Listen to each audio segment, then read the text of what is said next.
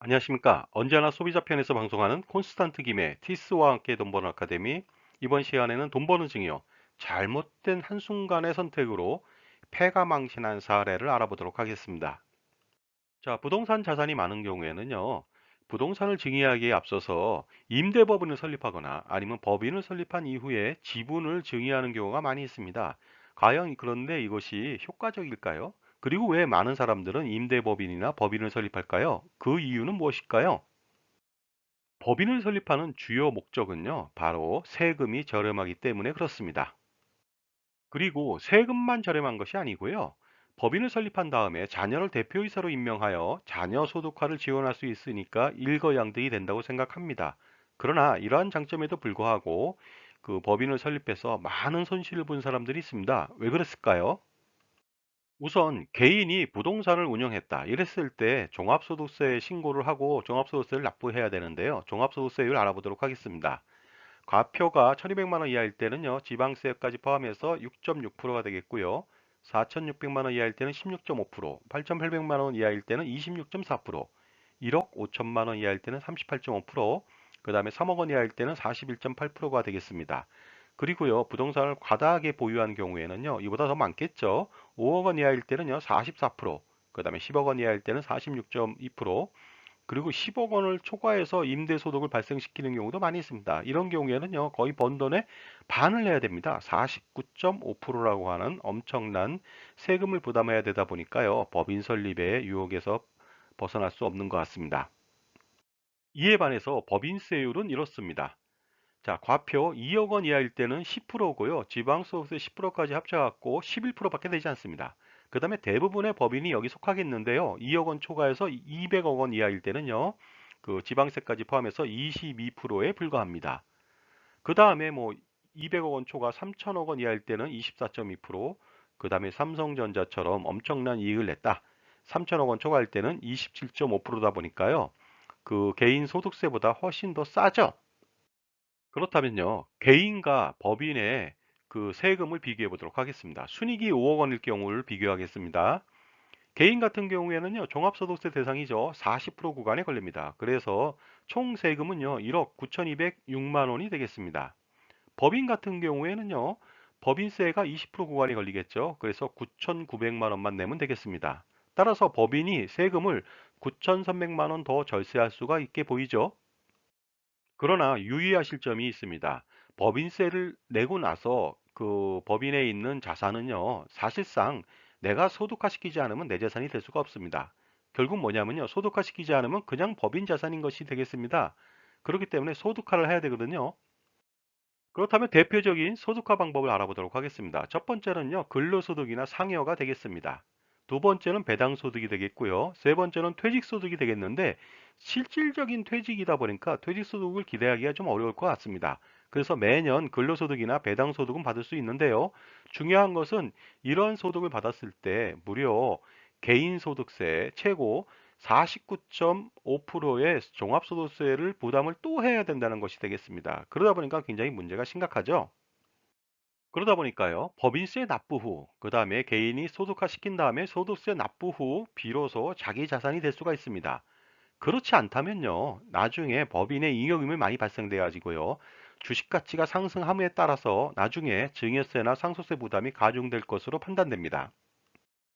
부동산 법인의 주식가치 평가 방법은요, 순이익가치하고 순자산가치로 평가하지만은요, 기본적으로 순자산가액의 최저 80% 이상을 주식가치로 평가합니다. 그러다 보니까요, 어떻습니까? 지속적인 부동산 가격의 상승으로, 그 다음에 임대 수입의 증가로, 그리고 그것을 자기 소득화를 제대로 시키지 못했다.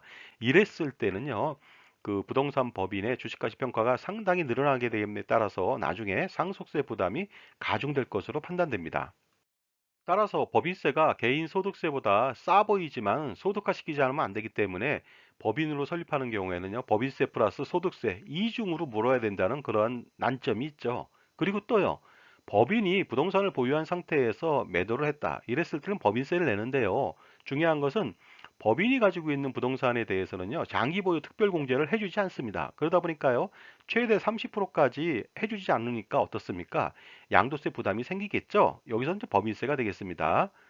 만약에 10억 원의 양도 차익이 발생했다. 그랬을 때는요, 최대 3억 원까지 공제가 되는데 법인은 3억 원 공제가 안 되다 보니까 그만큼 세금의 손실이 발생할 수밖에 없습니다. 그리고 더 큰 문제가 도사리고 있습니다. 이것은요, 대부분의 사람들이 얘기해 주지 않는데요. 무엇이냐면요, 추후에 지분을 양도하는 경우에 지분이나 아니면 전체를 양도할 수도 있겠죠. 그랬을 때 세금 폭탄이 떨어진다는 점입니다. 어떠한 세금 폭탄이 떨어질까요? 자, 지금까지 제 정보가 만족스러우셨다면요, 구독과 좋아요 부탁드리겠습니다. 계속하겠습니다. 부동산 법인이 지분을 양도하는 경우에는요, 주식 양도소득세율을 적용합니다. 보시는 바와 같이 소액주주 같은 경우에는요, 그 중소기업인 경우에는 11%, 그 다음에 중소기업 외인 경우에는 22%까지 부과를 하는데요. 만약에 대주주인 경우가 있겠죠. 그랬을 때는요, 보시는 바와 같이 중소기업 같은 경우에는 그 3억 원 이하일 때는 22%, 3억 원 초과일 때는 27.5%를 부과하고요. 그 다음에 중소기업 외인 경우에는 1년 이상 보유했을 때는 동일하게 적용하고 1년 미만일 때는 33%까지 부과를 하고 있습니다. 그렇다면 주식을 양도하는 경우에 최대 27.5%만 부담하면 되지 않을까 이렇게 생각하시겠죠? 전혀 그렇지 않습니다. 바로 이것입니다. 그 부동산 과다법인인 경우에 부동산 과다법인은요, 토지 및 건물, 그다음에 부동산의 권리 등이 전체 자산의 50% 이상인 법인을 말하는데요. 이러한 법인이 주식을 양도할 때는요, 27.5%가 아니라요, 최대 49.5%의 양도소득세율을 부과한다는 점이죠. 그러다 보니까 어떻습니까? 나중에 폭망하게 되는 결과를 가져오게 됩니다. 그러다 보니까요, 부동산을 과다 보유한 개인이 그 각종 세금을 줄이고자, 절세하고자 그 법인을 설립한다. 이러면 절대로 안 된다는 점을 아시겠죠? 그리고요, 부동산 법인을 설립한 이후에 지분을 나중에 증여한다. 이랬을 때도 리스크가 굉장합니다. 왜 그럴까요? 부동산 설립 후 증가하는 부동산 자산의 가치 때문에요, 주식 가치를 감당할 수가 없습니다. 그러다 보니까요, 결국 증여세 또는 상속세가 눈덩이처럼 불어나가지고 몇 년 지나면요, 나중에 어떻습니까? 지분을 증여할 엄두도 내지 못하는 경우가 많이 있습니다. 따라서 그 법인을 설립하기 전에 먼저 부동산을 증여해야 됩니다. 부분 증여 등을 통해서 그 증여세를 엄청나게 많이 줄일 수가 있죠. 그러고 난 다음에 나중에 법인 설립도 무의미할 것 같습니다. 그리고요, 이로 인해서 사업소득세나 상속세 걱정은 전혀 걱정이 없겠죠. 따라서 법인 설립 대신 사전에 부동산을 효율적으로 증여할 수 있는 방법을 강구해야 될 필요가 있습니다. 그럼에도 불구하고 법인을 먼저 설립해서 운영하시는 분들을 많이 봤습니다. 그래서 대안을 찾기가 굉장히 어려운데, 그럼에도 불구하고 나중에 솔루션을 찾아가긴 합니다만은요, 애초부터 법인을 설립하지 않았다면 그러한 고생을 할 필요가 없었죠. 그리고요, 부동산 임대법인이 아니라 일반 법인이었다면 가업상속공제로 최대 500억 원까지 공제가 가능하다 보니까 상속세 부담을 일단 피할 수는 있었을 것 같습니다. 그럼에도 불구하고 가업상속공제가 문제가 되는 것은 뭐냐면요, 가업상속공제는 엄발에 오줌 누는 격입니다. 왜냐하면요, 당장 상속세는 줄일 수 있지만 줄여지는 건 아니죠. 내지 않는 것뿐이죠. 대신 과세 이윤으로 나중에 세금 폭탄, 세금의 시한 폭탄을 맞게 되기 때문에 이것 또한 좋은 방법은 아닌 것 같습니다. 부동산 임대법인이나 부동산 법인을 설립했을 때 과연 손실액은 어느 정도로 추정될까요? 아마도 수십억 원 이상 아니면 수백억 원 이상 그 손실이 나는 경우를 많이 봤습니다. 처음부터 단추를 잘못 끼웠다. 처음부터 계획 수립이 잘못됐기 때문에 이런 결과를 초래했습니다.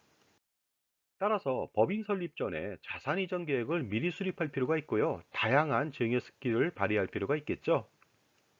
자, 지금까지 잘못된 판단으로 엄청난 손실을 본 사례를 알아봤습니다. 감사합니다.